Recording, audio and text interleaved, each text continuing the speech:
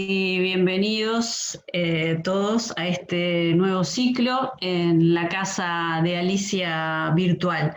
Agradecemos primero a la Sala de Literatura del Liceo número 1 de Mercedes, José María Campos, por habernos permitido compartir el homenaje a Amanda Berenguer realizado en el marco de las celebraciones por el Día Nacional del Libro. Me presento, yo soy la profesora Beatriz Miranda, docente de literatura egresada del Instituto de Profesores Artigas, especialista en Historia del Arte y Patrimonio por la Facultad de la Cultura de CLAE, y desde el 2014 por el concurso de proyectos de gestión cultural. Soy la directora de esta dependencia cultural de la Dirección General de Educación Secundaria, la Cátedra Alicia Goyena, o la Casa de Alicia, como nos gusta llamarla en esta gestión. Es un placer para mí y para el equipo de trabajo que integro, y debo mencionar especialmente a mi compañera en la gestión, la profesora Marta Argente, docente de comunicación visual, quien es además la encargada de toda el área de comunicaciones de nuestro centro cultural. Ser parte, que la Casa de Alicia sea parte de la coordinación de este ciclo que estamos iniciando hoy. Amanda y José Pedro, la literatura, un proyecto de vida.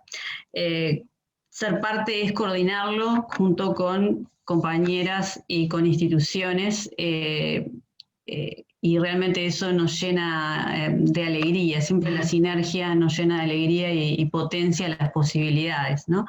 Estamos coordinando juntas con el proyecto Aquí se lee, Bibliotecas Liceales. La coordinadora del proyecto Aquí se lee es la licenciada profesora Jimena Núñez Ansúa. Jimena. Buenas tardes a todos. A la biblioteca Alicia Goyena, que es la biblioteca de nuestra casa, de nuestra institución. La encargada de la biblioteca es la profesora doctora Lourdes García Aguirre. Lourdes, ¿estás por allí? Buenas tardes a todos. Bárbaro. A la Inspección Nacional de Literatura de la Dirección General de Educación Secundaria, y tenemos a la inspectora, profesora y amiga María José Larre Borges, que está por allí. Estás muteada, Majo. Divino. Bienvenidos y bienvenidas. Hola, a disfrutar. Muy bien. Y esta coordinación se da también, por supuesto, y esto sale de secundaria, con la Biblioteca Nacional del Uruguay. No sé si tenemos la presencia hoy del director de la biblioteca, pero sí tenemos a Alfredo Alzugarat, seguramente, que ya está conectado y que es parte fundamental en la construcción de este ciclo. Así que, Alfredo. Sí, buenas noches para todos.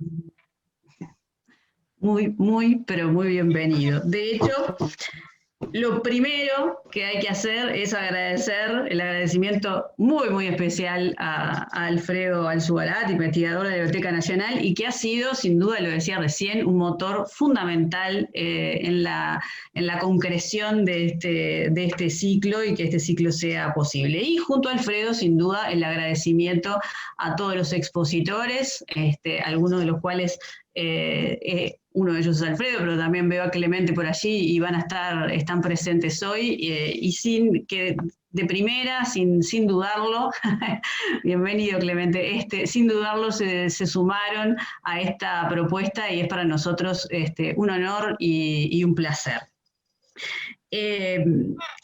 Un ciclo que es un homenaje, ¿no? En el centenario del nacimiento de José Pedro Díaz y Amanda Berenguer, pero es un reconocimiento, y a su vez también es para muchos de quienes estamos participando de esta instancia, el conocimiento sobre Amanda Berenguer y José Pedro Díaz. Hay muchísimos colegas de nuevas generaciones, muy jóvenes, ¿verdad?, que por suerte están participando de estas instancias, y que probablemente esta quizás sea una primera aproximación un poco más profunda, ¿no?, a la poesía de Amanda y a la investigación y a la obra de José Pedro.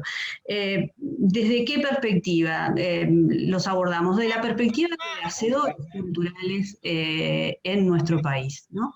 Y la idea del ciclo es justamente una aproximación a estos dos hacedores culturales desde el entrecruzamiento de miradas diferentes, ¿no?, que son las que van a irse manifestando en cada uno de los encuentros. Y para iniciar estos encuentros tenemos una mirada no solo muy especial, sino muy única, diría yo, y le damos la bienvenida al doctor Álvaro Díaz Berenguer, el hijo de José Pedro y de Amanda, que ni más ni menos que nos va a ofrecer o nos va a permitir un acercamiento a ellos desde la perspectiva de la familia. Corresponde presentar a Álvaro. Álvaro nació en Montevideo en el 54, es médico internista, docente de la Facultad de Medicina de la Universidad de la República, impulsor de las humanidades médicas en la UDELAR y es integrante de la Comisión de Bioética de la Academia Nacional de Medicina. Y es autor de varios libros: La medicina desalmada, El narcisismo en la medicina contemporánea, Medicina y sufrimiento, y El poder médico, que se publicó en diciembre del 2020, ¿verdad?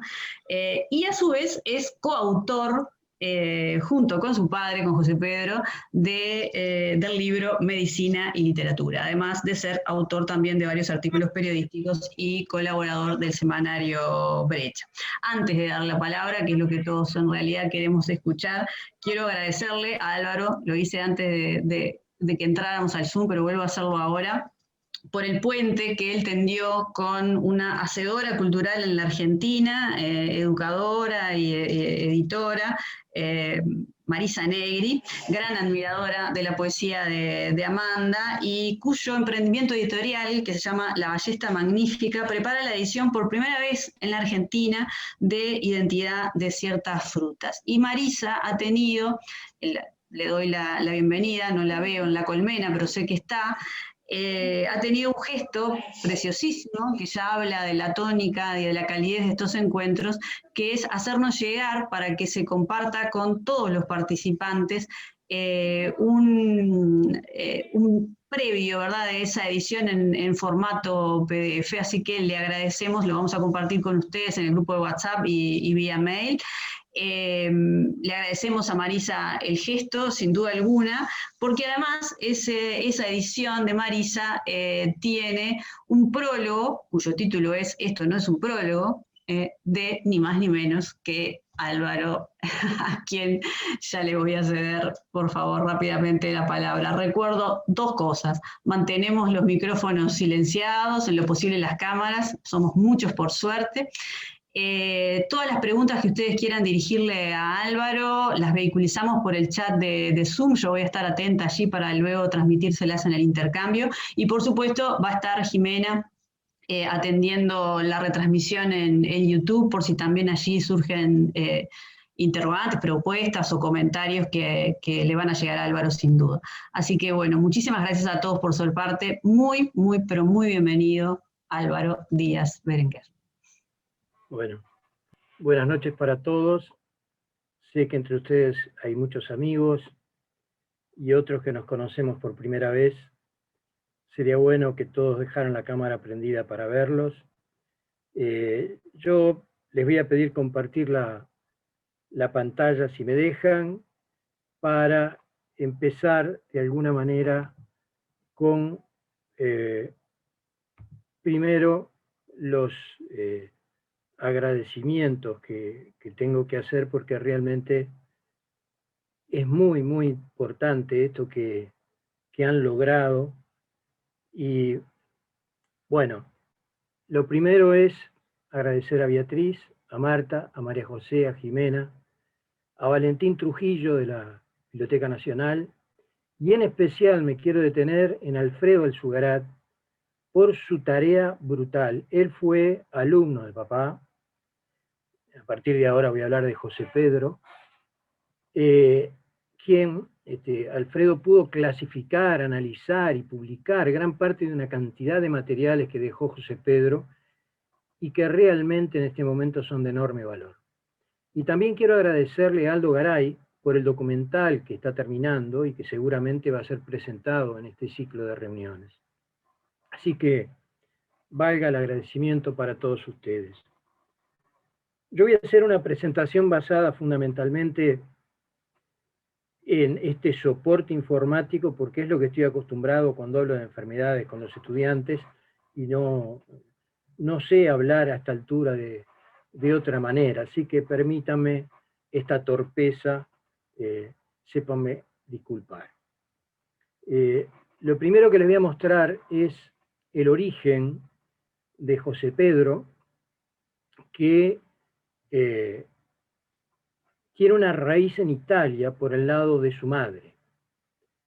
Y como ustedes saben, esto lo va a marcar muchísimo para todo el resto de su vida, sobre todo a partir de este personaje que está aquí abajo, que es el tío Domenico, que venía de Marina de Camerota, que era marinero, y que en una barca de doble proa salía del puerto de Montevideo para pescar para alimentar a su familia. Esta foto que está abajo a la izquierda, probablemente, no es seguro, pero quien está corriendo detrás es José Pedro cuando era chico. Y hay un recuerdo particular de este momento de José Pedro con el tío recorriendo el puerto. Por allí lo van a encontrar. Y voy a ir intercalando cosas que va escribiendo mi padre en distintos lugares. El recuerdo de aquellas casas es un refugio, por eso se detiene ahora en ellas, quizá también porque en ellas ocurrieron los primeros diálogos que importan, con la madre, con el padre, con tío Domingo. Es cierto que en aquellos diálogos así solamente escuchaba, pero eran diálogos, y los más entrañables. En ellos empezaba a poder recibir las palabras, y por eso las pedía. Esto a mí me parece tan formidable, porque es el mismo origen de su pasión por las letras, por las palabras, por la literatura. Cuando esperaba, lo que esperaba era la conversación con su tío abuelo, porque él, y ven acá cuál era su mundo, él era el mar, la pesca y Marina de Camerota. Era la llegada del pulpo que había atrapado su brazo, o la del pesecane, el tiburón, que había arrastrado su barca mar adentro, o la de los briganti de la montaña que también habitaban sus historias. Todo esto va a aparecer luego en varios lugares de el análisis que él hace de su propia literatura y de su recuerdo.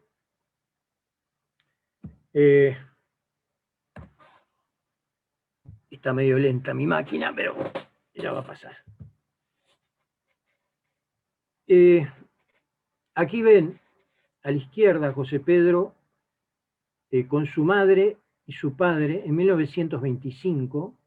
Él tenía 4 años en Atlántida. A la derecha ven al muchacho ya en bicicleta, reunido con su familia, frente a la casa de Malvin, que todavía se conserva tal cual, donde primero veraneaba su familia y después quedó allí viviendo sus padres, en la calle Aconcagua 4969. Y este es el muchacho José Pedro. Y vuelvo a José Pedro. Es un mundo confuso. Hay partículas de vida que tienen diferentes orígenes y que allí se funden y entremezclan formando ese humus que es quizá el comienzo de todo. Cada uno tiene su propio comienzo del mundo, su propio caos original. El mundo se originó de nuevo en cada uno de nosotros. Cada vez que alguien nace, recomienza. Este es el regalo de su padre, que lo recordará toda su vida, el diccionario enciclopédico, para lo cual tenía especialmente una biblioteca en su casa original, y luego en Montevideo lo tenía detrás, en Mangaripé, detrás de su escritorio. Esta es la playa donde él iba y donde va a conocer a Carlos Baferreira, a Gil Salguero, a Castellanos Valparda. En aquel Malvin tan lejano, los recuerdos son como viejas fotografías. Es difícil recobrar una imagen completa, como si no hubieran podido unirse todos los trozos originales y quedaran huecos en las escenas que aparecen. Pero es difícil saber si esto que ahora se recuerda o que se cree recordar es algo que realmente ocurrió en algún momento. Esto lo dice ya mucho después, en Relojes y Claraboyas, cuyo título original fue Primeros Espacios Naturales. Aquí lo vemos con su padre, en el 44.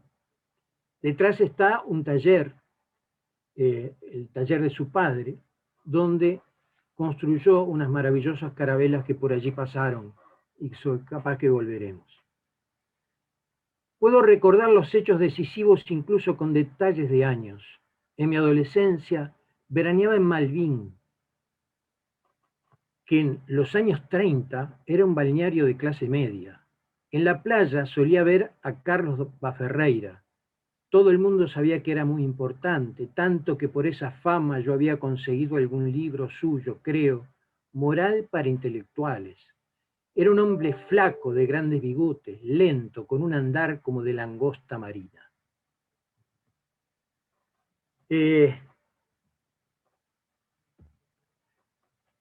Fíjense ustedes la influencia que va a tener tanto Baferreira como luego tendrá Gil Salguero. Tengo la máquina media trancada y no sé por qué. Bueno, ahí pasó. Y la influencia está centrada en el deber de cultura, en el deber de la cultura. El primer punto en que se dice Baferreira es: el primer punto de que se ocuparía nuestro libro sería de el deber de cultura. Fíjense ustedes que esto, de alguna manera, ya en los estudiantes, esto de alguna manera recorre toda la vida de José Pedro. Y también de mi madre, pero fundamentalmente de mi padre. La obsesión por la cultura y por educar.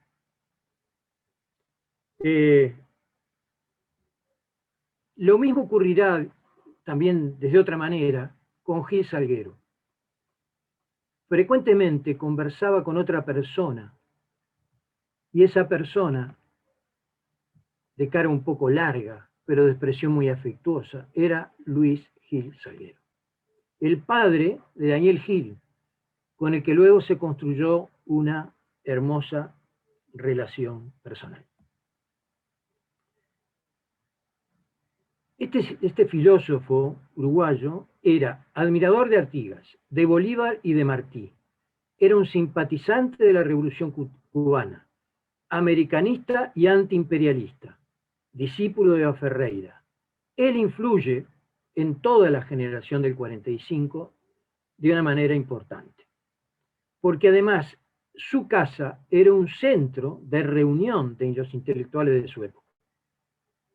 Y allí estaba Castellanos Valparda, Carlos Denis Molina, Dumas Oroño, Alberto Orellone, Carlos Pla, Carlos Benvenuto, Felisberto Hernández, Clemente Estable, entre otros. Clemente Estable, que era compañero, maestro compañero de el tío de Amanda, de José Pedro Bellán.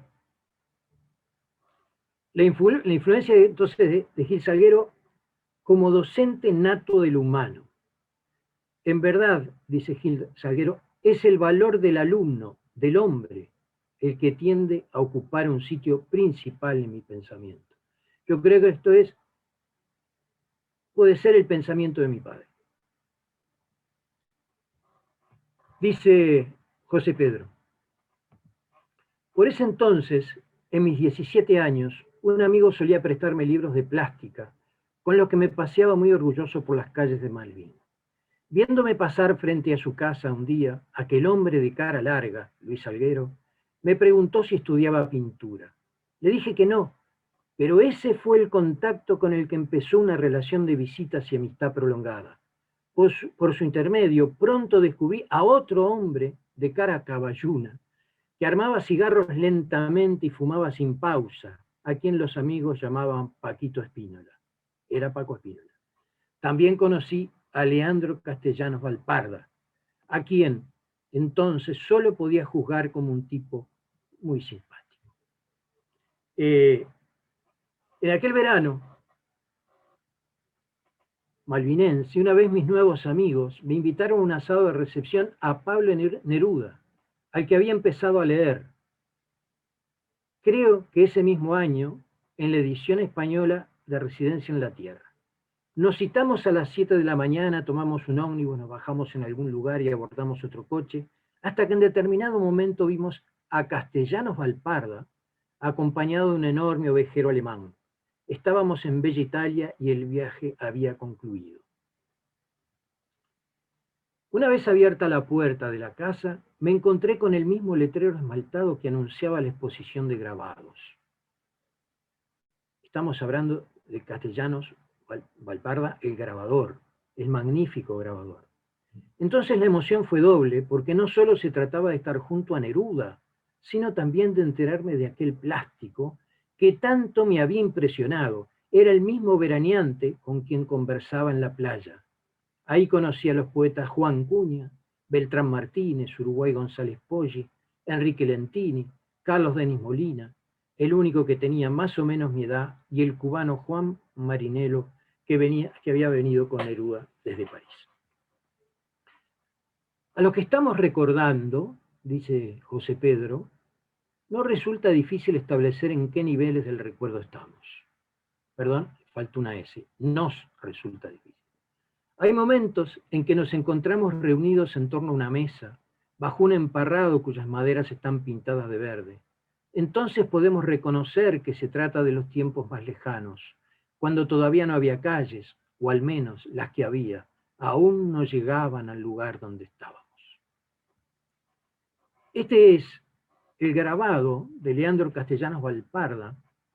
Es un taco chiquito de 9 por 7 centímetros que José Pedro guardaba siempre frente a sí en su escritorio. Este es un cuadro, una pintura de Carmelo de Arzadum, en donde se ve a Castellanos Valparda en su casa en Las Flores, leyendo un libro con su perro, ese perro al que se refiere José Pedro. Esta casa estaba luego pegada a lo de Juan Fló, y Arroyo de por medio, Arroyo Tararedas de por medio, estaba cerca de la bitácora, la casa en Playa Verde de José Pedro y Amanda. Vamos por el otro lado, vamos con Amanda. Ahí vemos a su padre, en el medio Amanda, y más abajo, más chiquito, Rimmel, el hermano menor. A la derecha vemos a su madre, en brazos está su hermanito, a la izquierda está Amanda, y a la derecha una prima, Marita. Este es el libro que mi madre adoraba, que leía en su infancia, La Becasina. Este ejemplar, que es de 1949, es símil al original, de 1913. Fue adquirido en Francia en su primer viaje a Europa. Cuando fue a Europa en el año 50, lo compró para poder tenerlo de nuevo porque lo había perdido. Este es un cómic, uno de los cómics precursor del cómic moderno. Lo que vemos ahora aquí es un primer origen de la palabra composición. Según una entrevista con Silvia Guerra realizada a Amanda, esta había escrito en la escuela un texto titulado La Palmera, que llevaba como subtítulo Composición. Fíjense ustedes que lo recuerda ahora de mucho mayor, lo que hace que esa palabra la ha perseguido hasta que edita Composición de Lugar. Este es el primer libro de lectura de Amanda, en el primer año de escuela, Alegría, que está ilustrado por Carmelo Darzado. Y yo lo traigo para que ustedes vean en particular cómo este libro tiene desorganizado el lenguaje y lo descompone en algo parecido a lo que hará mi madre luego en Composición de Lugar. Y con frecuencia tiene imágenes, esto es un poniente, y tiene imágenes como estas, que luego ustedes van a ver que pueden tener algo que ver con su organización espacial. Este que está acá es José Pedro Bellán, su tío. Y mi madre recordaba muy bien que cada vez que cobraba su sueldo, José Pedro le hacía muchos regalos de juguetes. El primer éxito teatral de José Pedro Bellán fue Dios te salve. Y de alguna manera vamos a ver ahora después qué pasó con ese libro y la relación con mi padre. Dice Amanda, me enamoré de Bolívar a los 11 en la escuela del Reducto en 6º año. Quise con pasión al capitán Nemo a los 13. Caí en amor de Leonardo da Vinci a los 15. Caí en claroscuro dulcísimo, en huertos ambiguos, en la sonrisa leve de la geometría. Esto es de la Dama de Elche. Y miren lo que es esto. Esto lo encontré hoy. Gran sorpresa me llevé. Esta es la dedicatoria de Amanda a José Pedro a los 18 años en la primera página de Dios te salve de José Pedro Bellán. Le regala a mi padre el libro Dios te salve y adentro tiene escrito: sobre el tiempo y bajo lágrimas azules es para ti, José Pedro Díaz. Esto que no viene de mí, pero llega por el mismo río desde antes de mí. Todo caerá en ti por siempre. Esto fue en el año 39, cuando ellos tenían 18 años. Este es mi padre, ya más maduro, con su guaturet en Playa Verde. Atrás tenía, en esta parte de acá, una cosa que se abría y podía llevar a los amigos. Y en ese año escribió sobre Sabater Casti Magisterio de entusiasmo por la grandeza del humano. De vuelta, la denominación común de su generación será la preocupación por la literatura en tanto fenómeno esencial del humano. Este es el eje rector de casi toda la vida de tanto mi padre como de mi madre. En 1944 se casa con Amanda, prepara el concurso para profesores en enseñanza secundaria para poder ganarse la vida. Pero tienen sus ratos libres. Los ratos libres se los destinábamos a las reuniones del Café Metro, a donde íbamos con Amanda. A muchos de los integrantes del grupo del Café Libertad se sumaron Felisberto Hernández, Tolin Bernisi, Carlos Maggi, Marinés Silva Vila, Manuel Flores Mora y Paulina Medeiros. Hacia fines de 1947 llegó José Bergamín. Este es el otro gran pilar formador de la generación del 45. Él venía de la generación del 27 español, con la cual no se llevaba muy bien, pero como poeta errante también se transformó en un centro alrededor del cual se formó gran parte de la generación del 45, reforzando sus inclinaciones literarias y antifascistas. Perseguido, obvio, ¿no?, por el fascismo español.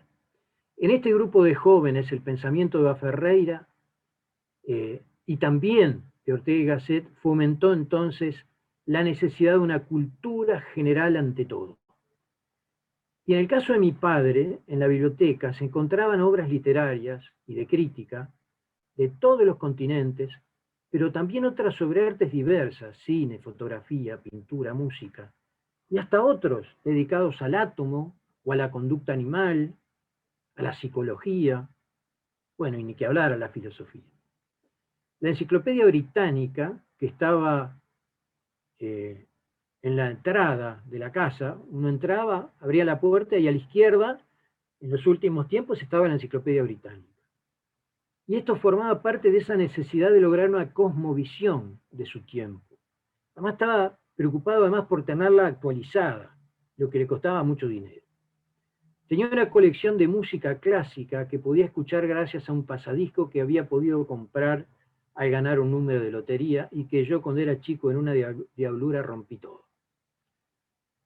A Bergamín, dice José Pedro, lo conocí al final de una conferencia que dicté sobre Cervantes en el año 47.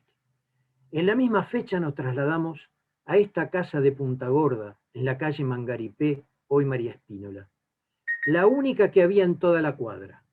Cuando nos casamos, había comprado una Minerva de fines del siglo XVIII, una imprenta monstruosa que llamábamos la Galatea, y empezamos a imprimir libros, hojas y plaquetes, entre otros de Jules Supervielle, de Ida Vitale, varios de Amanda, El Río, La Invitación y Contracanto, y varios míos, El Habitante, El Tratado de la Llama y la primera versión del estudio sobre Becker. El trabajo que hacía mi padre era, con estos, cada uno de estos pedacitos de plomo era una letra, se iban componiendo una por una en un cuadro, con una enorme paciencia y prolijidad. Y luego eso había que montarlo en la imprenta y a pedal, porque era pedal, ir hoja por hoja imprimiendo cada libro en un trabajo que no parece hoy a la distancia algo posible. Y dentro de lo que imprimían, le ponían, usando ese taco que está allí, una frase de Leonardo da Vinci, que es el obstinado rigor, ostinato rigore.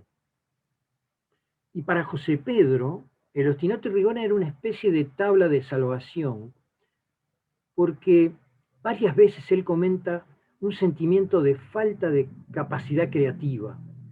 Y cuando él se respaldaba de alguna manera en la razón y el obstinado rigor, podía superar lo que él veía como un déficit, un déficit de espontaneidad y de sensibilidad.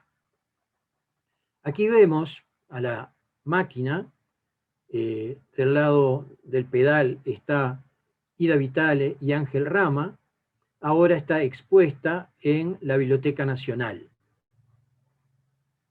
Aquí están Ida, José Pedro Amanda y José Bergamín en la parte de adelante de la casa de María Espínola, que era la última de la calle de Mangaripé, 16-19. Atrás se ve un enorme bosque de eucaliptus que seguía hasta prácticamente Avenida Italia. Esto es una foto muy conocida donde se ve a Juan Ramón Jiménez también en el mismo lugar, junto con casi toda la generación del 45. En 1948 vale la pena saber que se aprueba la Declaración Universal de los Derechos Humanos en la Asamblea General de las Naciones Unidas. ¿Y por qué esto tan alejado y que ellos habitualmente no lo nombran? Bueno, en una charla, Maggi, que dio a los estudiantes de medicina, dice que las atrocidades de la guerra impactaron en su forma de ver la realidad y al ser humano. Y yo recuerdo que en algún momento mi madre, junto con Rubén Castillo, hicieron una pequeña obrita de teatro que se dedicaba a los derechos humanos.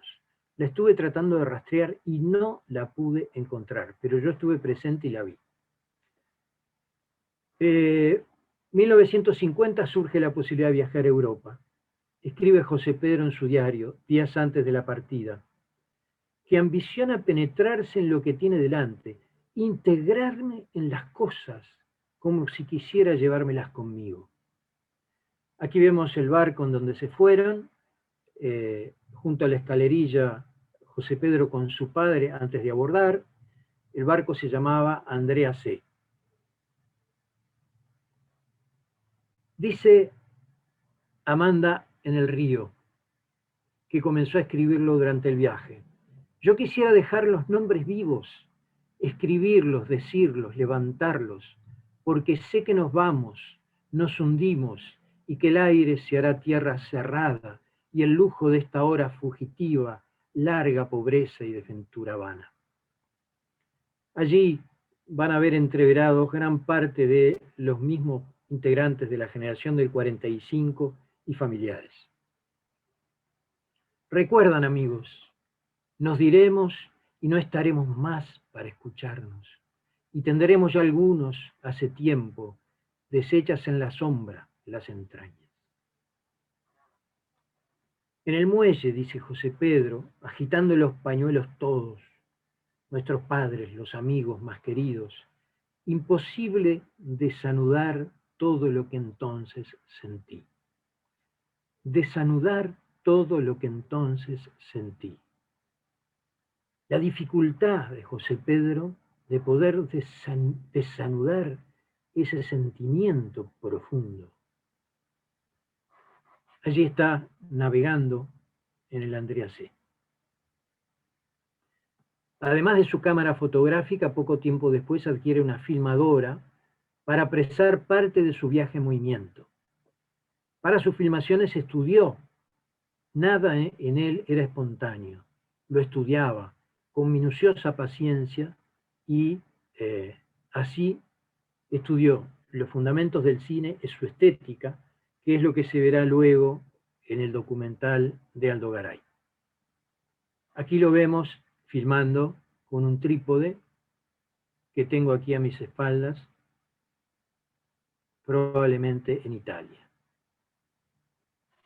Esta es una fotografía tomada por mi padre, de mi madre, en Francia, para que vean la calidad de la fotografía de mi padre.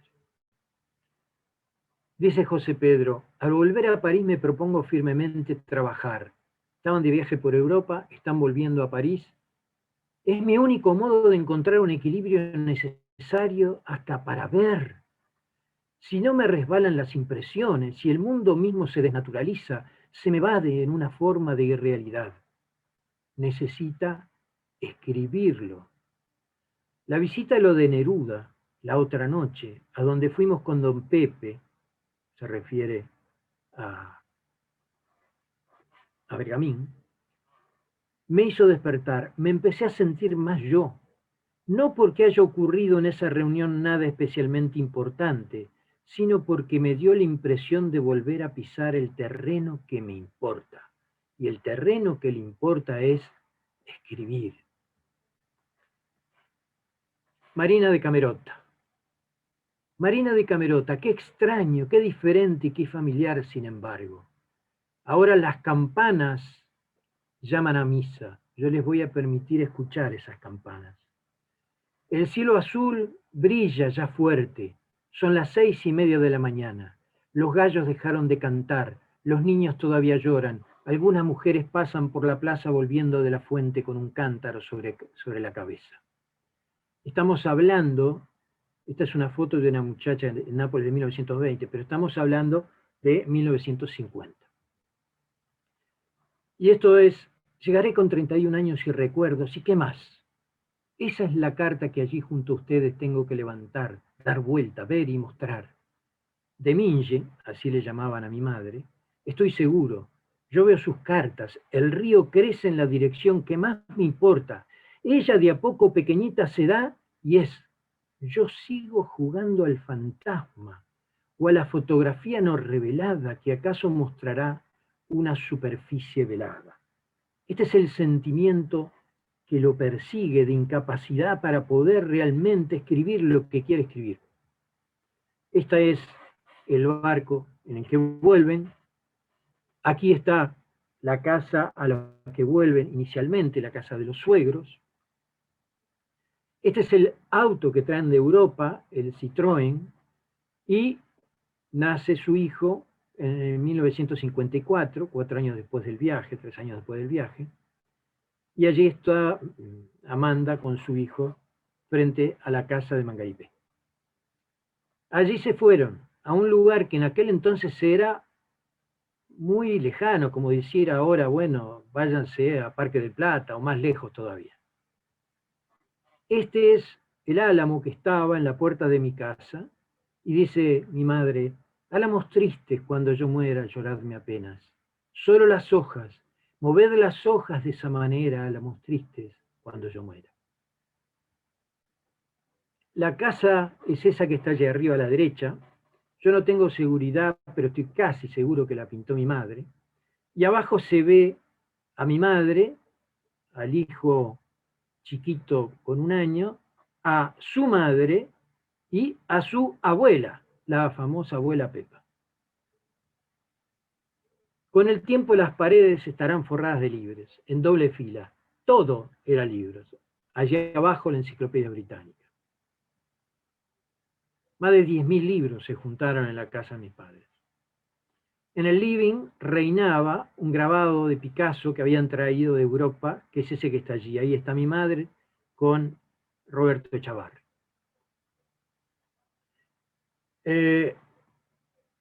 Ahí está José Pedro con su hijo, también frente a su casa en el 56.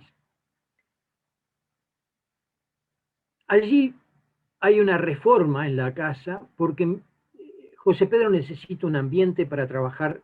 La casa era chica y hacen en la parte de atrás, en una cosa que antes era garage, un lugar donde ponen a la Galatea y un escritorio muy amplio de mi padre. Y mi madre, Amanda, de alguna manera, pasa a escribir fundamentalmente en la mesa del comedor, que era su ámbito particular de trabajo, frente a un jardín interior. La mesa, José Pedro era un hombre hacedor con las manos, muy hábil, un sapiens porque era muy sabio, y un nauticus porque se pasaba pensando en navegar. La mesa de su escritorio la construyó con su padre, como también la puerta de calle de la casa. Y con el tiempo, ya todo lleno de libros, construyó el Ardiente, un velero de madera de fondo plano con orza, que primero estuvo en el puerto del buceo y que actualmente, todavía hoy, está en el garage de la casa de Playa Verde y que recientemente salió a navegar en la documental de Aldo Garay. Fue un proyecto conjunto que emprendieron inicialmente con Juan Flo, que luego abandonó. Y bueno, vamos a ver luego al Ardiente navegando. ¿Qué tiene que ver el Ardiente? Yo empecé a encontrar por varios lados lo siguiente. Esto es Tratado de la Llama. 1957. Todo arde para mí como una llama. No solo se enciende aquello en que mi pensamiento se detiene, arde también el pensamiento mismo, y desde él el mundo resplandece. El término ardiente, desde el punto de vista náutico, es aquel velero que es capaz de enfrentar el viento.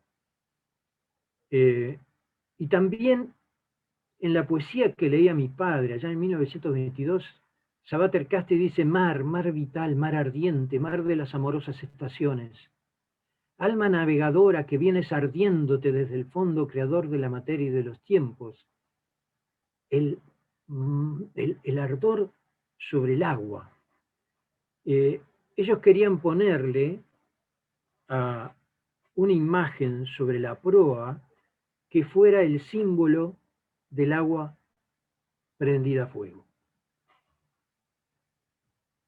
Este es San Telmo, el santo, ustedes ven ahí, que tiene en su mano una carabela a la que está protegiendo. Y el fuego de San Telmo es el fuego protector, que así lo consideran los marineros, que por un fenómeno eléctrico particular pareciera que estuvieran las puntas prendidas a fuego, salvo que no es fuego. Pero los marineros, cuando veían eso en el medio de una tormenta, pensaban que estaban salvados. Y esto que ven ahí a la derecha es una foto real de los fuegos de San Telmo en los mástiles de un velero. Este es el libro que publicó José Pedro en 1964. 1959, Fidel Castro visita Uruguay. Habla en la explanada municipal frente a una multitud de personas, entre las que se encuentra José Pedro levantando a su hijo sobre los hombros para que pudiera ver a lo lejos la figura de un hombre barbudo que era muy importante para él. El recuerdo de su hijo de solo 4 años le parece que era de noche y que ese hombre estaba iluminado frente a un micrófono, frente a un mar de gente en la oscuridad. Yo recuerdo perfectamente, tengo la vívida imagen de aquel momento. Pero eso me persigue como ideal desde aquel entonces. Y es probable que por la misma época, allí en el 52, después, mi padre me regalara El viejo y el mar de Hemingway, que desde el punto de vista del héroe marinero, pescador, tiene un parentesco interesantísimo con los fuegos de San Telmo. En el 65 viaja a Cuba como jurado de Casa de las Américas y allí conoce la realidad de la revolución y se vincula con la intelectualidad cubana, en especial con Fernández Retamar, secretario de la Unión de Escritores y Artistas de Cuba, que comenzaba a dirigir la revista de Casa de las Américas.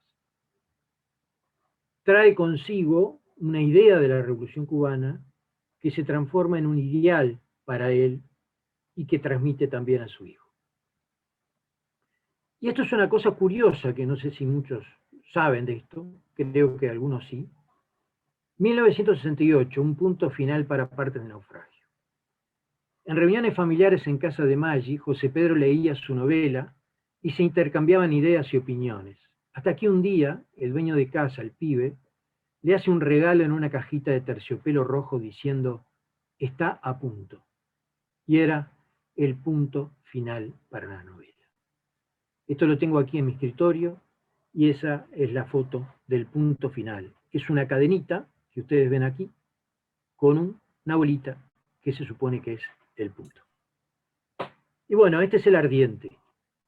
Esa camioneta se compró especialmente, era 4x4, para poder tirar a través de la arena, llevar el barco al mar y poderlo tirar. Y abajo ven a José Pedro y Amanda navegando a motor. Atrás, en el fondo, se ve el San Antonio de Piriápolis. Aquí lo ven navegando a vela, a mi madre y mi padre. Yo estoy sacando la foto. Atrás se ve, en la foto de arriba a la derecha, la Sierra de Ánimas y la playa de Playa Verde. Aquí está José Pedro con su hijo mostrando la pesca y yo me estoy apoyando sobre una cuerda, un cabo, que era exactamente el mismo de la barca de mi tío abuelo, de comienzos de siglo, de cáñamo, ¿verdad? Estaba teñida con tanino para protegerlo. Es la misma. Y abajo, una foto antigua del puerto de Montevideo con barcas de doble proa, probablemente alguna de ellas fuera del tío abuelo. Esta es la bitácora en Playa Verde, la casa frente al mar. Todas sus vidas adquiría significado especial a través de las palabras. La bitácora es un armario o cajón fijo a la cubierta del barco y cercano al timón en que se pone la brújula, la aguja de marear. Allí se guarda el diario de bitácora, donde se va anotando todo lo que ocurre durante el viaje.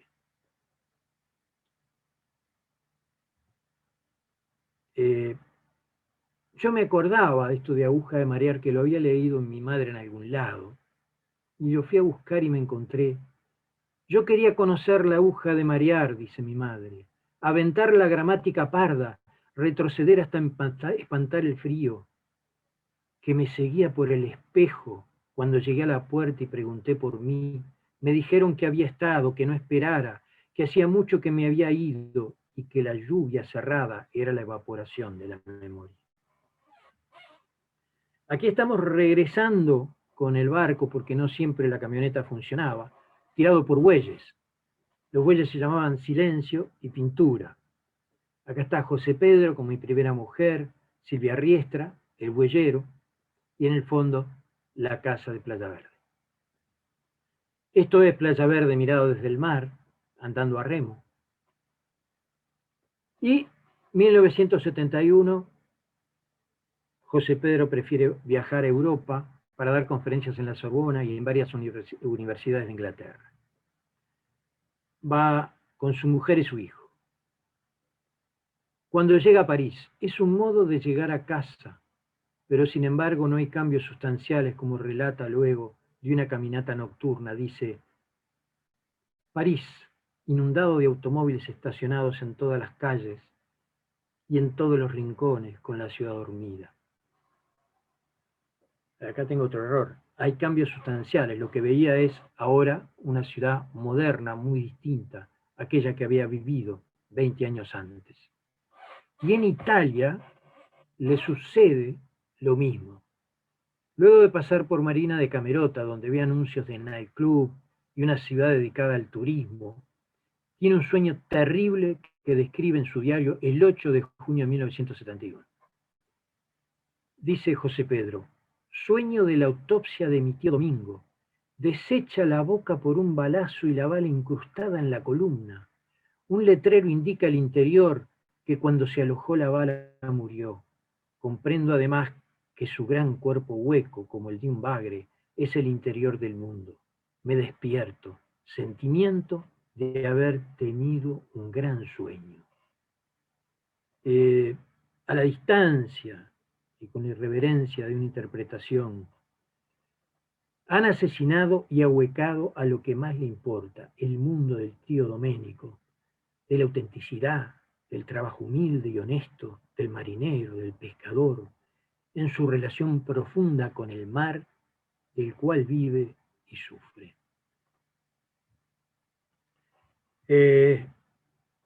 Mi padre, cuando yo ingreso a la universidad en 1973, antes de la dictadura, un poco antes de la dictadura, me regala Misión de la Universidad de José Ortega y Gasset, en donde se dice: yo haría de una facultad de la cultura el núcleo de la universidad, toda la enseñanza superior.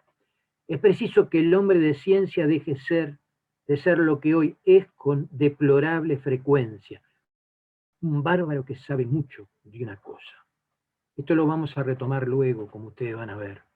Y comienza la dictadura, y la camioneta es prestada a la CNT para colaborar con la huelga general. Nos quedamos durante muchísimo tiempo sin camioneta.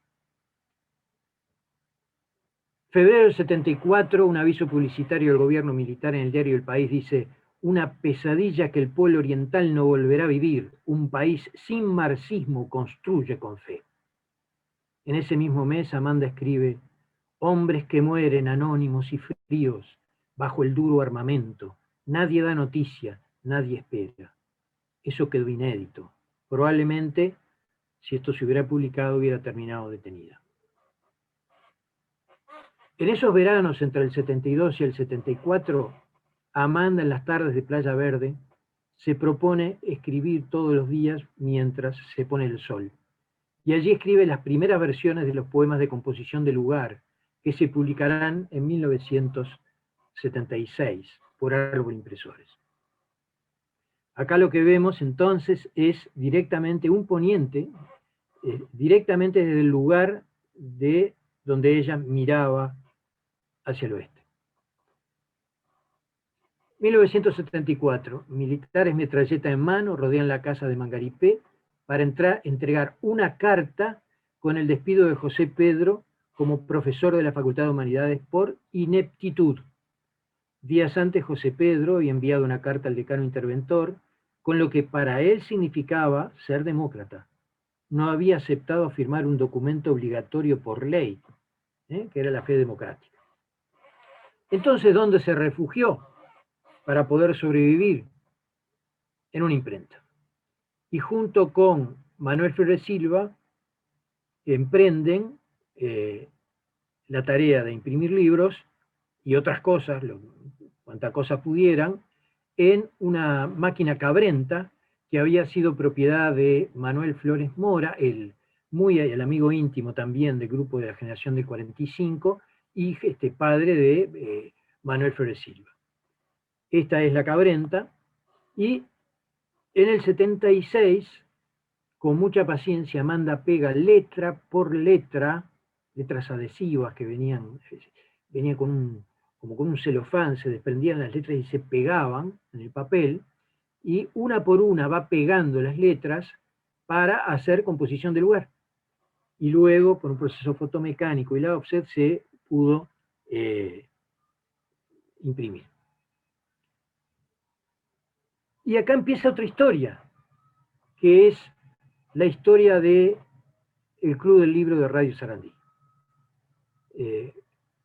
Rubén Castillo, también muy amigo de ellos, y junto con Carlos Maggi, se les ocurre una idea. Primero a Maggi se le había ocurrido una idea, él era muy bandido, muy inteligente, muy rápido, y se le ocurrió una de las formas de poder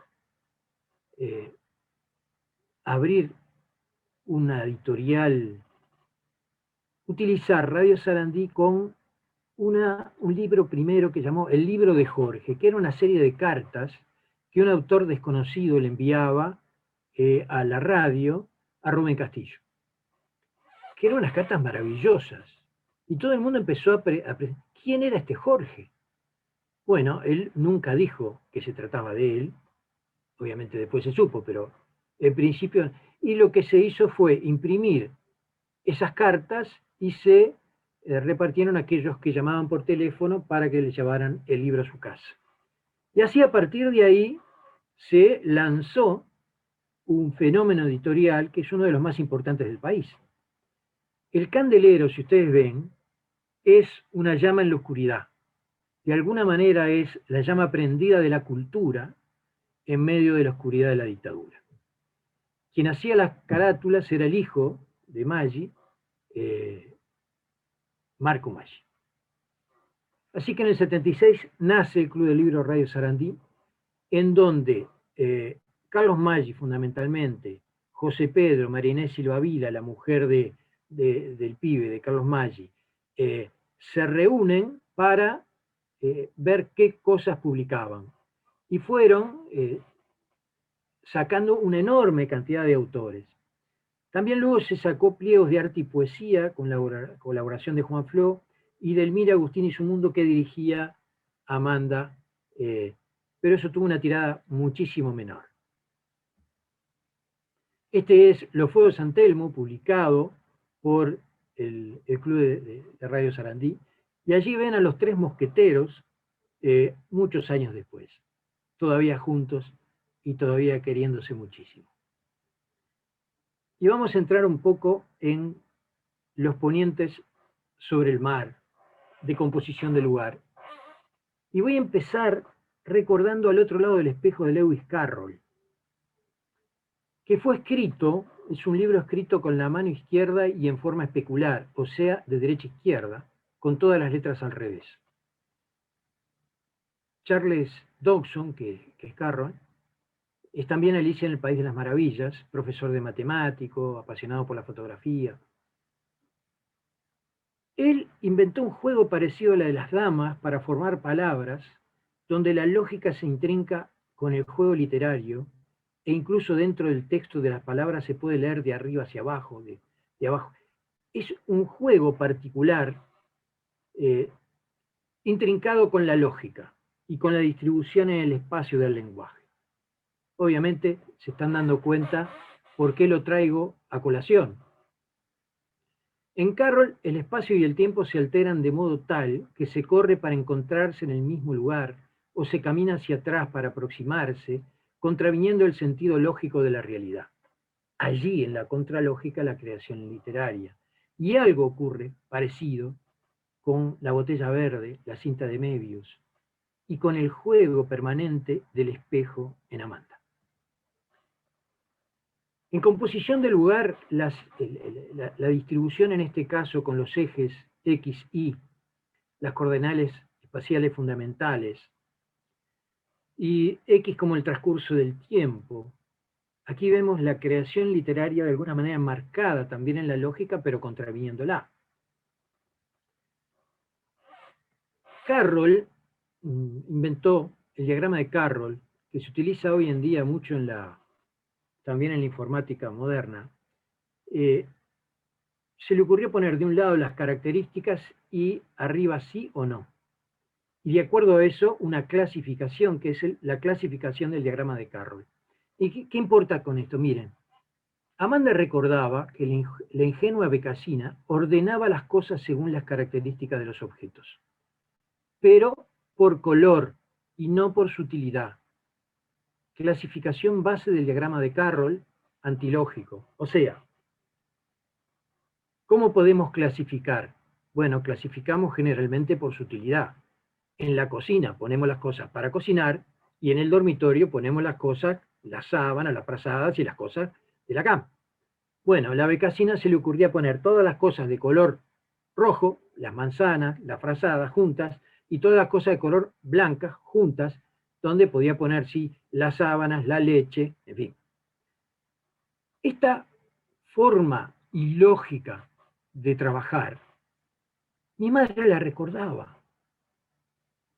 Yo recordaba esta situación particular de la becasina. Yo no conocía a la becasina la encontré, este libro, también buscando cosas, preparando esto. Y me encontré el lugar específico que ella me había dicho que le hacía mucha gracia.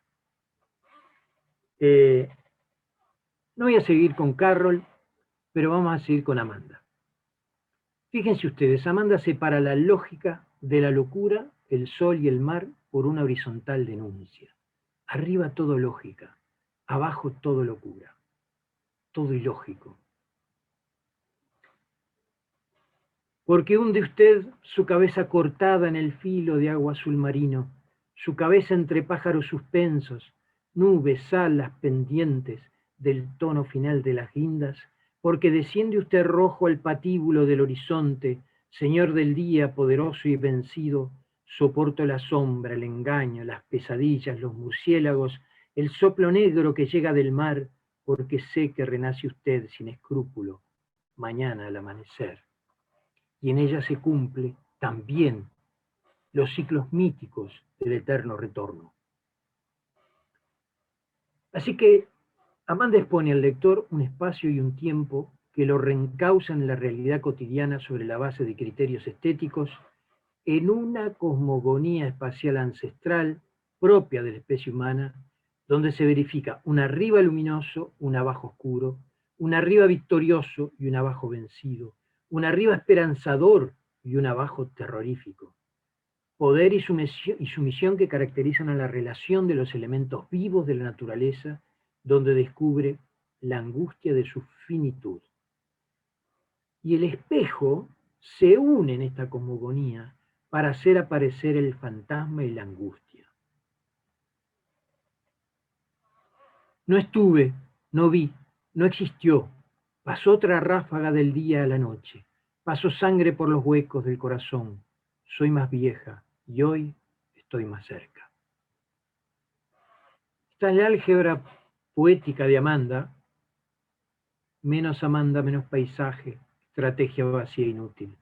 Amanda, más ráfaga horaria por declinación exacta igual, sumatoria de Amanda diurna y Amanda nocturna.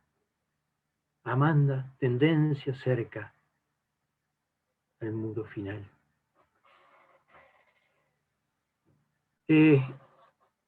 Así que mediado por la palabra, el lector es conducido entre rectas cartesianas, que marcan por un lado la simetría y por otro una arriba y una abajo, con participación de símbolos matemáticos, en una lógica antilógica, en un paralelismo singular entre las distintas variantes del poema donde asoma la angustia. Y Amanda está atrapada en el lenguaje, en el tiempo y en el espacio. Está atrapada en composición de lugar, está atrapada en la botella verde y está atrapada en la cinta de Möbius. Por lo pronto, dice Amanda, habría un espacio que pertenece por condición propia al objeto y habría espacio para la ubicación de ese objeto. Si ese objeto es la palabra es un objeto sin fondo, una superficie profunda, un grafismo significante. Entonces, el espacio mismo se transforma en ese objeto, en una verdadera cinta de Möbius, en una fuente dinámica y quieta que se hace a sí misma al tiempo que se consuma. El ciclo mítico se cierra sobre sí misma, a la vez adentro y afuera, transcurriendo en forma infinita. En Amanda el lenguaje es un monstruo incesante que la conduce a la angustia que surge de lo que le falta, y lo que falta es el otro, porque necesita a los necesitados. desea el deseo del otro porque necesita confirmar su existencia. Y vayamos al hombre de Vitruvio, con Leonardo da Vinci, que buscaba las proporciones, que era zurdo como Amanda y que era capaz de escribir en sentido inverso, escritura especular, a igual que Amanda. Allí vemos en Leonardo da Vinci, en la parte de arriba, la escritura especular original, está escrito de izquierda a derecha. Sin embargo, la firma está de izquierda a derecha, la parte especular de derecha a izquierda y la firma de izquierda a derecha. Abajo es la corrección con un espejo. Es decir, se puede poner y se puede entender poniendo un espejo. Amanda, como Leonardo y como Carroll, podía escribir en forma especular, incluso con ambas manos a la vez, una hacia la izquierda y la otra hacia la derecha. Un equilibrio particular entre ambos hemisferios cerebrales, probablemente como base para esta concepción espacial, como para la concepción espacial de estos autores, que tienen mucho en común. Amanda se preocupaba muchísimo por las proporciones estéticas, por la simetría, por la medida áurea, por la distribución en el espacio de los objetos de la casa, y la obsesión era estética. No era, tengo que tocar 3 veces para entrar, en fin. Eso no impidió una permanente búsqueda de distintas formas de expresión. Esculpió alguna estatuilla en madera, pintó, escribió, recitó y cantó, sin importarle la distorsión de las normas, porque escribió distorsionando y cantó distorsionando en esto que es dicciones. Apenas puedo explicar esto que he hecho. Lo llamaremos dicciones. Sé que lo hice buscando la insoslayable comunicación como otra manera de arribar al contacto profundo con los demás. La gran necesidad. Tú y yo, nosotros, lees, escuchas, conversas, cantas, se pregunta.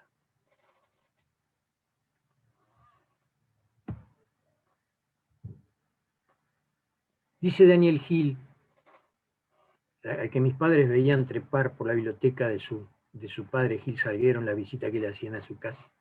Comenzaré con una pregunta que no me parece ociosa. ¿Por qué una poeta se interesa y no por primera vez en la topología? Y responderé que tal vez lo hace por la misma necesidad y el mismo derecho que uno de los más grandes físicos actuales, René Thom, recurre a la fantasía para abordar nuevos campos de la física, la biología y la lingüística. Amanda también era supersticiosa. La araña, un ser temible. El pan debía estar sobre la mesa en la posición como fue horneado. No abrir el paraguas dentro de la casa, ni que se caiga la sal, no barrer de noche. Creía en la buena suerte, aunque no creía en Dios. Creía en los tréboles de 4 hojas, aún ya marchitos, a los que conservaba prolijamente envueltos en papel, a menudo dentro de los libros. Este que está aquí es un ejemplo de ello. Este pequeño robot a cuerda estaba en el lugar donde Amanda trabajaba, mientras la maqueta de un átomo colgaba de la lámpara que iluminaba la mesa donde trabajaba. Esta es la botella verde de Klein. Con frecuencia Amanda se desdobla mirándose al espejo y preguntándose con extrañeza, ¿quién soy? ¿Soy yo? Ella ve en su espejo imaginario su propia mirada, y como dice Lacan, así se constituye la aurora de un sentimiento de extrañeza que es la puerta que se abre a la angustia. En la botella verde se ve a sí misma dentro de la botella de Klein. Es un modelo topológico de 3 dimensiones que no tiene interior ni exterior. 1979. La beca Fulbright le permitió a José Pedro salir del país en plena dictadura para intervenir en cursos universitarios en varias ciudades de los Estados Unidos. Fueron juntos Amanda y José Pedro. Amanda, por su parte, expuso en varios lugares sus ponientes sobre el mar, con sus 3 versiones, proyectando diapositivas con las imágenes de su libro. Esto es Amanda en Nueva York, en Central Park, en 1979. Esto es en la casa de su hijo, con sus 2 primeros nietos. Aquí está frente a la casa de Playa Verde, La Bitácora, 1993. Estos son los nietos Rodrigo y Fernando con su hijo en otro barco perteneciente a este último. Viaje a Europa, con motivo de la publicación de Los Fuegos de San Telmo, en Salerno, 28 de octubre, París. Otra vez París. ¿Cuánto hace? Debió ser en 1971, 26 años, pero caminar por el Boul'Mich y 2 o 3 pasos por el barrio me conmueve profundamente.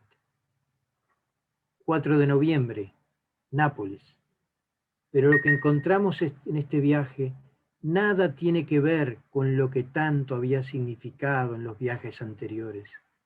Aquello que sentíamos como un testimonio que nos permitía evocar toda una tradición clásica que nos obligaba a sentir la presencia de los textos de Virgilio.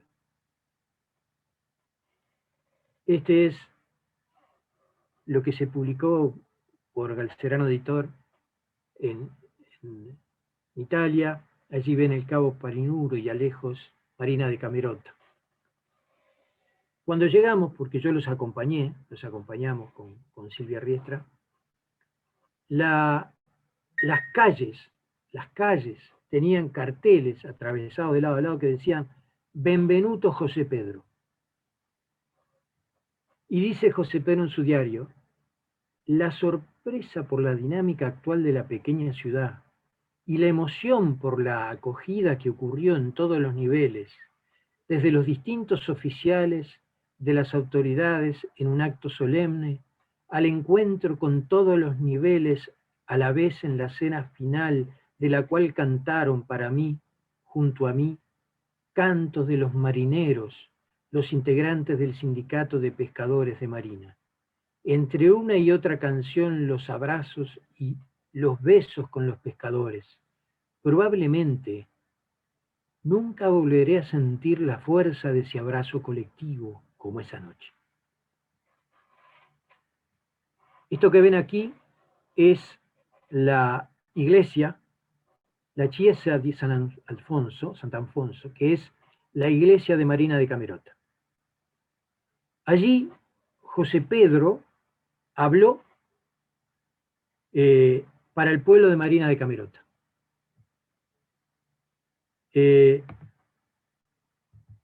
Esto que van a escuchar son las campanas de la iglesia llamando a reunirse para escuchar a José Pedro.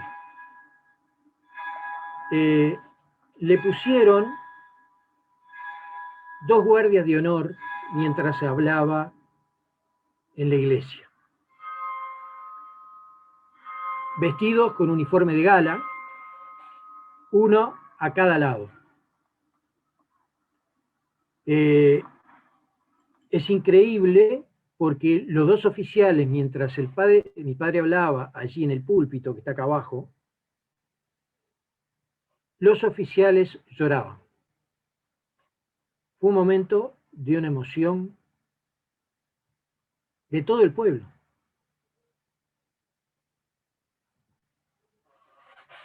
Amanda, año 2001. Amanda se va invitada, yo también los acompañé, Amanda es invitada a participar de un encuentro donde acude Ernesto Cardenal, Juan Gelman, Edo Ivo Ferreira Goulart, Alberto Blanco, Carlos Germán Belli, Antonio Cisneros, Adrián Rich, Rita Dobb, Yevtushenko, Hans Magnus Essenberger, Gonzalo Rojas, Nicanor Parra, Raúl Zurita, Miguel Arteche y Günter Grass. Es un encuentro organizado para festejar los 30 años del Premio Nobel de Neruda. Y se les ocurrió una cosa muy linda, que fue que cada uno de los poetas fuera a distintos lugares y se pusieran a leer cosas para la gente en Santiago de Chile y en distintos otros lugares cercanos a Santiago. Y durante unos días, durante esa semana, había camionetas que iban y para acá y para allá trayendo y recorriendo los poetas toda la ciudad. Fue un momento muy, muy lindo, en donde, que culmina con lecturas frente a la plaza de la Casa de la Moneda en Chile. Lo que ven allí es, sobre la puerta principal, el balcón donde en una noche Amanda lee un poema dedicado a Rubén Castillo, a las 5 de la tarde, a las 5 en punto. Bueno, en ese balcón, desde ese balcón lee. ¿Qué ocurre mientras tanto? Helicópteros militares comenzaron a arrojar papeles blancos con poemas de poetas jóvenes que caen girando y dando vueltas en el aire, y desde abajo eran iluminados con luces antiaéreas. De tal forma que aquello parecía una enorme cantidad de pájaros o de palomas que caían, y eran todas poemas de jóvenes chilenos que habían escrito un poema especial para esta ocasión. Bueno, en esas circunstancias, desde ese lugar, Amanda Berenguer lee un poema. Allí está un grupo de mujeres, Amanda está al fondo de todo. Como era la más chiquita, probablemente está en la parte más alta de la escalera, porque si no, no salían las fotos. Y aquí la vemos, Amanda, en el año 2007, y arriba lo que ven manuscrito es un poema inédito que yo encontré por ahí, que dice: una pregunta, un símbolo, un sueño, todo y nada más que esto, estar viva, permanecer, mariposa que se posa y pasa, pasajera de otra cosa más honda. Este es el poema, y abajo, como ustedes verán, dice: hoy sábado 6 de junio del 2008, viene Elvio Chítaro y su señora, me llamó por teléfono, vienen en la tarde. Para que vean, capaz que Elvio Chítaro está por allí. Bueno, y ahora vamos al origen de una corriente que se generó con enorme dificultad para poder insertarla en la Facultad de Medicina, que es una corriente de humanidades. En 1995 se realizó un ciclo de conferencias de literatura e historia en la Cátedra de Medicina Interna de Rosanisky, en el Hospital Pasteur, y el Departamento de Psicología Médica de la Facultad de Medicina. Allí estuvo José Pedro Díaz, allí estuvo Barrán, allí estuvo Maggi, entre otros, y a partir de allí se inició una línea de trabajo que sigue con, primero, el libro Medicina y Literatura que escribimos en conjunto con José Pedro, pero la cosa no queda ahí, porque desde el punto de vista del impulso que se tomó, eso llevó, en mi caso, a buscar por el lado de la medicina desalmada, por el lado del narcisismo, por la medicina y el sufrimiento, y culmina en el 2010 con un curso electivo anual de humanidades médicas que hacemos para la Facultad de Medicina. O sea que hace más de 10 años que estamos en eso. Y en el 20 se publica El Poder Médico. Todo arranca de aquellas primeras encuentros en la cátedra de la profesora Rosanisky con fundamentalmente José Pedro Díaz y José Pedro Barrán, y con Carlos Maggi. En aquel momento, el cuento Campamento Indio, de las nieves de Kilimanjaro, de Hemingway, fue un material de estudio fundamental que prosiguió hasta ahora, y en cada curso lo repetimos y lo analizamos, y José Pedro lo había considerado que era fundamental para la formación del médico. Y desde entonces así lo hacemos. Aquí vemos a estos bandidos que ustedes deben reconocer. A la derecha de todo, Caetano, más inmediatamente pegado a él, Marcelo Viñar, Daniel Gil, y a la izquierda de todo, José Pedro Barrán. Cada uno de estos personajes está presente en las publicaciones que les nombré. Y aquí vemos a su hijo paseando las nuevas nietas en el Ardiente con otro abuelo, Carlos Fonsalía. Dice José Pedro, navegar. Mi barco es el único medio de hacer algo verdadero, navegar. Prefiero no decirles que lo que a nosotros nos importa no es algo que quede atrás de nosotros. No es la estela, sino la inagotable incertidumbre de la proa que, es así, no se borra nunca.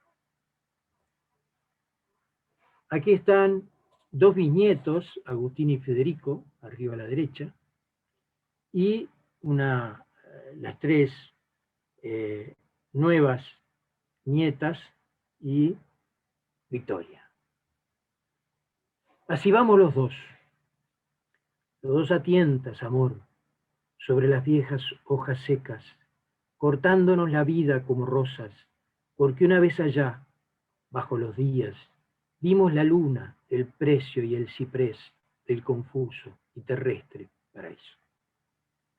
Y para terminar, voy a sacar también, sin autorización, pero espero que no se ofenda, un pedazo de Mujeres en mi voz de Andrés Estañaro. Y no tengo más nada que hacer que agradecer a todos. Para mí esto fue una cosa muy linda, trabajar sobre mis padres. Nunca lo había hecho. Y bueno, yo estoy a disposición. Creo que en realidad lo mejor que se puede hacer es leer lo que ellos han escrito. Y yo cada vez que quería ponerme a trabajar y mostrarles algo, digo, pero caramba, les tengo que leer lo que ellos han escrito para que realmente se den cuenta quiénes son y cómo son. Bueno, no tengo más nada para decirles.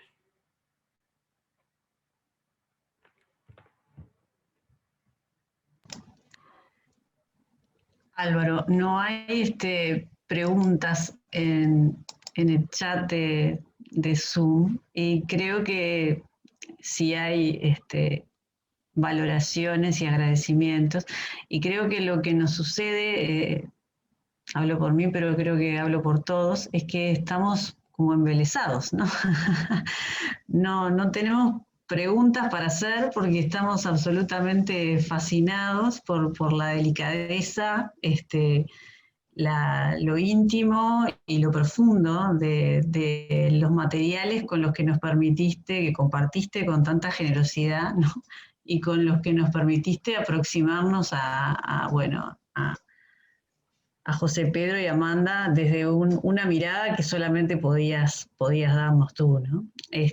Así que me parece que, como decíamos cuando estábamos organizando esta charla, ¿no? Más allá de que hay un formato y que, bueno, un lugar donde hacer las preguntas y para ordenar, porque somos muchos, me parece que en este momento lo que cabe es que quienes quieran hacer planteos o hacer preguntas a Álvaro directamente levanten la mano, habiliten su micrófono y conversen con Álvaro al respecto. Me parece que es lo mejor como comunicación, como puente y como lazo después del clima preciosísimo que generaste.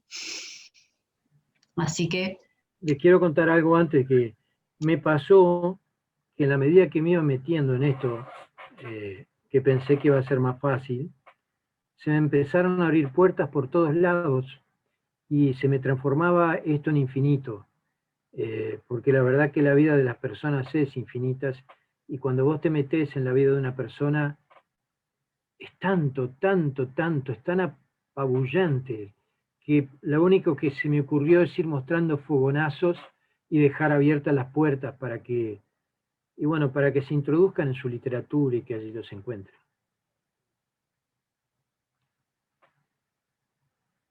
Yo hago unas cosas terribles, ¿sabés, Beatriz? En las clases que yo doy por Zoom, que es de repente preguntarle a Andrea, ¿qué estás pensando? O a Pablo Márquez, ¿qué estás pensando? O a Laura Torres, ¿qué estás pensando? La gente se siente muy incómoda, pero como uno lo hace con cariño, y como estamos en una situación de total fraternidad, yo digo, no les puede importar mucho. Creo que nadie se siente incómodo, así que al revés, ha generado un clima que de incomodidad, esto nada, al contrario, más que agradecida además la casa de Alicia de que se genere un clima así en este lugar. Así que podés hacerlo, podés hacerlo. Además tenemos por ahí a Alfredo, tenemos a Clemente, tenemos a los otros, las otras miradas que va a haber que seguramente tendrán cosas para decir como todos. Así que abran las opciones.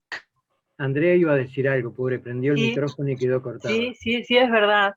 Yo, admirable porque como hijo, yo que también admiré a mi padre, qué lindo, y cómo ese desdoble de hijo, pero a la vez el biógrafo de su padre, hermoso, y de su madre, qué hermoso, qué hermoso. Gracias porque fue con mucho sentimiento, Claro. pero a su vez rescatando momentos hermosos. La verdad que felicitaciones, gracias. Y gracias. Total, desde Salto. Uy, qué lindo. Alfredo, te nombraron. Te veo allí callado. Habilita el micrófono, Alfredo. Y bueno, ha sido un repaso, un raconto realmente admirable. Lograste, creo, dar una imagen muy completa de ambos, como era previsible, pero bueno,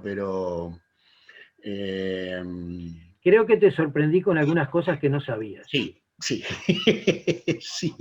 Sí, tomé notas. Tomé notas. Y también estoy pensando, bueno, de lo que me corresponde el jueves que viene, ver, voy a tocar algunos puntos que diste, porque, bueno, recorriste toda la vida de ellos, ¿no? Es inevitable. Y bueno, me obliga a modificar algunas cosas que había pensado, ¿no? A modificarlas levemente. No modifiques. Yo debo estar equivocado por mi visión subjetiva. Tú no modifiques nada. Ya veremos. Si me permiten, ¿puedo hablar? Sí, claro. Sí. ¿No tenés cámara para ver? No sé, ¿dónde estás? Acá, no, ya yo me veo ahí, Claudia soy. Sí, soy de Florida, soy POV, y la verdad que me quedo muy emocionada con esta charla que diste, porque hablaste tan profundamente de tus padres, ese sentimiento tan fuerte que realmente llegaste a mi corazón. Sinceramente, antes de la charla solamente había leído las biografías de ellos, así, el papel frío, pero escucharte hablar y hablar que estaban siempre interesados en la parte humana, el ver lo humano, y que a través del libro uno pueda llegar al corazón de otro, eso es algo estupendo. La verdad que sinceramente te agradezco muchísimo, muchísimo, porque sinceramente me hiciste un aporte muy enriquecedor para mí. Muchas gracias. Perdón la emoción. Gracias a ti.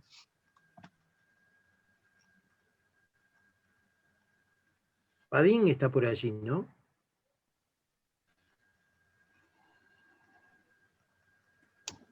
¿No?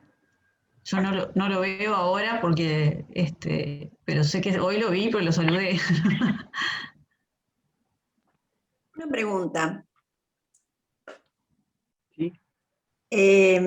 Por aquí, Laura. A ver, no te veo, Álvaro. Yo estoy por acá. Sí, sí. Acá te veo. ¿Me viste? ¿Qué tal? Bueno, estoy igual que todos, muy, muy conmovida. Sos un hijo muy amoroso. Creo que también recibiste, obviamente, de ellos, no solamente, bueno, el cariño que todos los padres intentamos deparar a nuestros hijos, pero también ese amor por la cultura, por el conocimiento, y eso también del deber, ¿no? Como de tener un compromiso por la cultura. Pero mi pregunta va por un lado que no tiene nada que ver, que tiene que ver, no tiene y capaz que tenga, por la búsqueda de los orígenes, ¿no? Que concretamente en José Pedro, con Marina de Camerota, es como su Ítaca, ¿no? Su lugar donde ir a buscar algo y qué encuentra. En cuanto a sus orígenes familiares, porque también tienen que ver con los míos. En él, su familia materna, evidentemente parece haber tenido mayor peso que su familia paterna, Díaz, que me entero que era de origen gallego. Como yo soy descendiente de gallegos también, y me interesa mucho la historia de mis ancestros, que venían de Pontevedra, estaba bastante curiosa de saber algo. Me enteré que tu abuelo, vamos a decir, el papá de José Pedro, era joyero. ¿Así es? Bueno, y me vino una curiosidad que, si es posible, ¿no? Si no es muy entrometida, me gustaría saber, ¿él vino con el oficio, lo aprendió aquí? Porque en general los gallegos, al menos por lo menos mis abuelos, que venían, la mayoría eran semianalfabetos, venían con un capital cultural muy bajo. Mi abuela, por ejemplo, a los 9 años tuvo que dejar la escuela para ir a trabajar en una fábrica de enlatado de sardinas. Bueno, sus hijas pudieron ir a la universidad, pero ella no terminó la escuela primaria. Y entonces, la mayor parte de ellos además se dedicaron, bueno, muchos al rubro gastronómico y a otros tantos menesteres, pero el oficio de joyero es bien particular, me llamó mucho la atención. Sí. Y si no es molestia, me gustaría que contaras un poquito de eso. Mira, la familia, más allá de mis abuelos para arriba, estuve tratando de reconstruirlos, y cuando traté de hacer un árbol genealógico, me topé con una enorme dificultad, que es darme cuenta que uno es hijo de la humanidad entera. Porque uno piensa, bueno, mientras vamos para arriba se tendría que ir achicando la pirámide, pero es al revés. Entonces vos empezás con 2 padres, 4 abuelos, después te vas a 8, después te vas a 16, después te vas a 32 y después te vas a la humanidad entera. Una de las cosas que me pasó fue que yo empecé a tratar de subir por la línea del lado de mi abuelo y no llegué lejos, me quedé en mi abuelo. Mi abuelo era uruguayo y empezó como aprendiz en el taller de Strauch, donde trabajó toda su vida hasta que se transformó en el jefe del taller de Strauch, y cuando se despidió le regalaron un escritorio de roble que tengo por acá cerca, que fue el regalo al final de toda su carrera y de toda su vida. Era un magnífico artesano con sus manos. Y ustedes vieron por allí unas carabelas de Colón en la presentación que yo hice, ellas están hechas por él, por sus manos, y se van a ver con mayor detalle en el documental de Aldo Garay. Son unas joyas hechas en madera que sacaba de las tablitas de los habanos que venían de Cuba.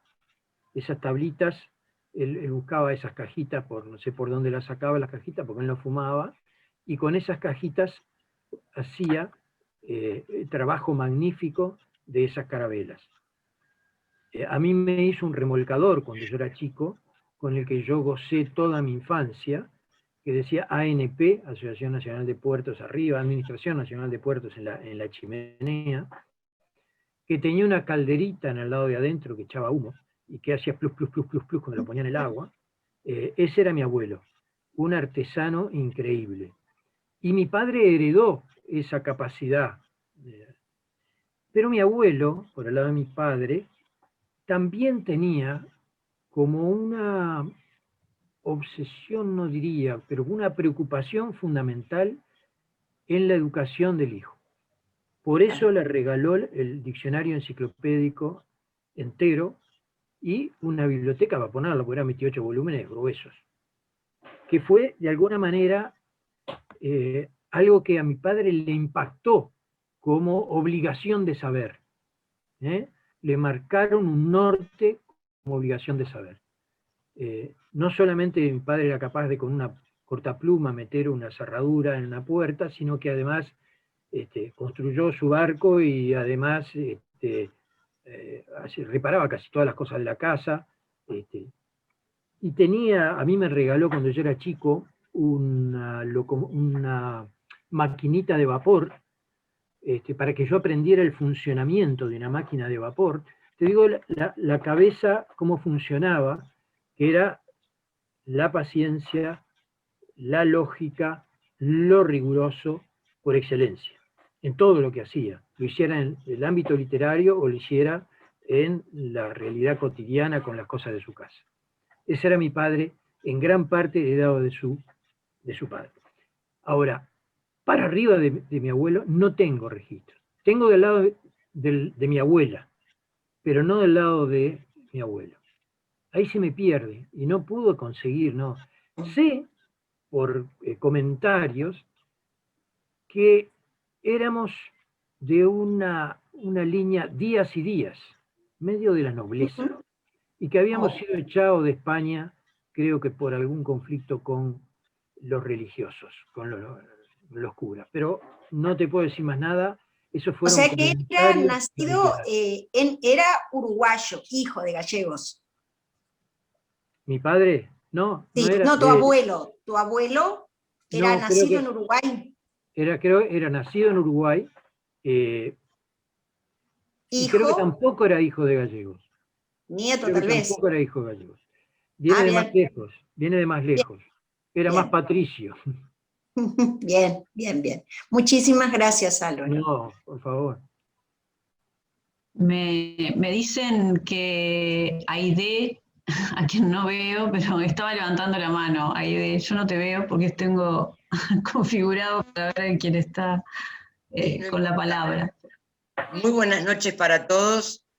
Y mi reflexión, porque pretendo que sea una reflexión, es en estos tiempos de virtualidad, donde todo se convierte en frío, donde las emociones no abundan, donde no podemos abrazarnos, no podemos compartir tiempo para distendernos, y tenemos que estar mirando la pantalla donde a gatas vemos las caras o las fotos de quienes participamos.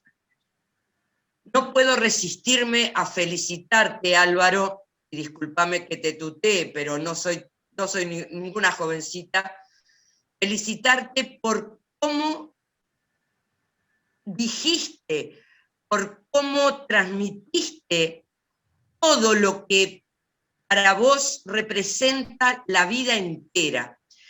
Es muy complejo ese viaje hacia atrás cuando uno tiene que hacerlo, porque aparece de todo en el momento más insospechado. Y la reflexión para cerrar es, tú pudiste hacerlo, todos podemos transmitir con pasión, con amor, con ganas, con esa generosidad de haber atesorado durante toda tu existencia esa historia que te pertenece y tú la compartiste con nosotros para que ahora nos pertenezca. Muchísimas gracias y es de todo corazón. Yo tuve en mis manos un ejemplar de ese libro que escribió tu mamá. Nunca registré el nombre de quien lo había escrito, pero había sido de mi mamá, y con ese libro aprendió a leer en la Escuela de las Adoratrices, por allá por la calle Cerro Largo, y sí, o algo parecido. Yo en este momento vivo en Paysandú, pero soy montevideana, y cuando lo vi, no sé, fue tan raro, tan emotivo, por otro lado, y que seguramente cuando me lo dieron era porque también esperaban lo mismo que tus padres esperaban de ti: aprender, ser riguroso, ser respetuoso. El diccionario, las enciclopedias, todo lo que dijiste hace a la historia de todos aquellos que somos medio grandes para arriba, pero la generosidad que tuviste no tiene precio, no tiene valor, es fantástico. Mi aplauso, que soy teatrista, para ti. Bueno. No, mira, si vos vieras la cantidad de cosas que quedaron por el camino, es tanta la cantidad de cosas, seguramente Alfredo va a poder completar todo esto desde su punto de vista, pero es enorme la cantidad de cosas que quedaron. Hay un pedazo de mi vida, como la formación médica es bastante embromada, y el trabajo médico también. Y eso me hizo ausentarme mucho de muchas cosas, de las cuales de alguna manera me arrepiento. Y eso me dejó fuera de un montón de cosas de mis padres, y es una macana, porque hoy estaba tratando de buscar en determinados, y tengo agujeros de la memoria en relación a determinadas cosas. Y creo que para mí esto fue muy valioso, meterme a rememorar todo esto, y también a rememorar mi relación con ellos. La vida se complica y se hace dificultosa con el correr de los años, ¿no? Vamos como juntando pelusas que nos molestan y nos joroban para poder ver claro. A mí me pasó eso con mis viejos en los últimos años, porque estuve tan dedicado a la medicina que por obligación, porque no tenés más remedio, ¿no? Te absorbe. Por suerte en los últimos años, bueno, ya no tengo los viejos, pero he podido liberarme y dedicarme a las tareas que ellos les hubiera gustado también que yo me dedicara, que es a la literatura y a la formación literaria. Qué bueno, acá María del Verdún en el chat de Zoom, justo en esto que vos decís de recuperar desde otros, ¿no? Porque ahora te toca eso también, ¿no? En estos encuentros también te devuelven, ¿no?, a tus padres desde otras miradas. Obviamente desde quienes van a mostrarnos, ¿no?, en los próximos encuentros, pero digo desde la gente que está reunida acá, por ejemplo, hoy, y que los conoció, y vos ni idea tenías. Y Mariel Verdún dice, ¿no?, palabras textuales de José Pedro de su curso de Literatura Moderna y Contemporánea en Humanidades, 1991. Hay que tener paciencia. A su tiempo, todo llega. Las anoté en mi cuaderno y yo tenía 18 años, dice. Qué hermoso tiempo compartido. Gracias, Álvaro, por las fotos, los poemas y los recuerdos. Así que... Bueno. Yo seguiría todo el día, pero estamos, no sé cómo termina esto. Yo puedo seguir tranquilo. No sé si hay, acá Marisa Negri dice, quiero hacer un agradecimiento público a Álvaro por su generosidad y colaboración en la edición argentina de Amanda. Marisa, podés usar el micrófono, obviamente. Ya compartimos además esa edición con los participantes en el grupo de WhatsApp que está generado y te lo agradecemos mucho, pero usa el micrófono. Buenas noches. Les voy a decir una cosa antes que hable Marisa. Buenas noches. Marisa vive en una isla en el Tigre. Así que lo que está haciendo ahora es maravilloso, comunicarse desde una isla en el Tigre, en Argentina, rodeada de agua. Y a ver, venga. Es una maravilla tecnológica, es Amanda, es su magia. Yo también creo en la magia, y me parece que si estamos aquí conectados, es por eso. Para nosotros, bueno, entrar a Amanda es entrar a un universo del que infinito. Y a mí este universo un poco me lo abrieron las búsquedas en Montevideo, un primer librito que encontré en la Tristán Narvaja, de Identidad de Ciertas Frutas, que me enamoró y que lo llevé mucho al aula, ese librito, y siempre tuve como esa ilusión, pero cuando empezamos a soñar esta posibilidad.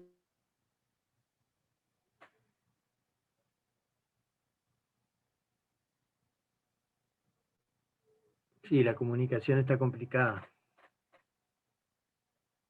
Maravilloso, y que cada vez, ahora por ejemplo yo quiero ir tras los libros de infancia de Amanda, tras la historia de las imprentas, porque ahí hay todo eso que han editado también, ellos como difusores culturales, como difusores de toda su generación y de sus maestros. Hay mucho todavía para investigar, me parece.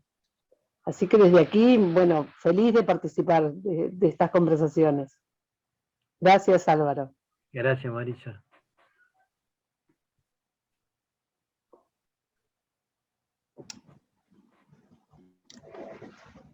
No sé si hay algún otro planteo, alguna otra pregunta. Planteos hay montones y te los vamos a hacer llegar además, Álvaro, porque ya, como ya te dijimos, la Casa de Alicia descarga después todos los chats de Zoom para que vos puedas tener impreso ahí directo todo lo que la gente que estuvo compartiendo esto contigo estuvo comentando, ¿no? Y lo mismo, obviamente, la retransmisión de YouTube que queda en nuestro canal, además del video. No sé si alguien más quiere hacer algún planteo. Entonces le damos las gracias, que todo el mundo está repitiendo acá. Gracias, gracias, gracias. Me hago eco de eso, Álvaro. La verdad que una gran alegría que te hayas tomado tanto tiempo y tanto amor para la construcción de esta propuesta, y sobre todo, bueno, nada, que este ciclo y la construcción del mismo, volvemos a agradecerle a Alfredo por las propuestas de quienes podían ser los encuentros para nosotros con Amanda y José Pedro, que el inicio fueras tú. Realmente creo que es una maravilla que nos permite a partir de ahí a todos crecer y entrecruzar otras miradas. O sea, empezamos desde lo más cercano, de lo más íntimo, de lo más vivo. Así que todo lo que venga suma, agrega y hace crecer. Y vuelvo a algo que vos planteaste, que para mí es muy importante, y sé que para todos quienes estamos vinculados al arte, a la literatura, y hacemos de esto nuestra forma de vida, ¿no? Ese concepto, tanto de Amanda como de José Pedro, de la literatura como un fenómeno esencial, trasciendo el arte, ¿no? Como un fenómeno esencial de lo humano. Y sí, sigo convencida. Hay pocas certezas, pero una es esa. Así que te agradezco enormemente que la hayas traído y que los hayas traído para que nosotros podamos ir hacia ellos, además. Un gran abrazo, muchísimas gracias a todos y nos seguimos viendo. Nos vemos. Yo voy si me invitan, voy a participar en todos los demás. Por supuesto, vas a estar en todos. Un gran abrazo para todos. Muchísimas gracias. Bárbaro. Chao, chao. Muchas gracias. Chao.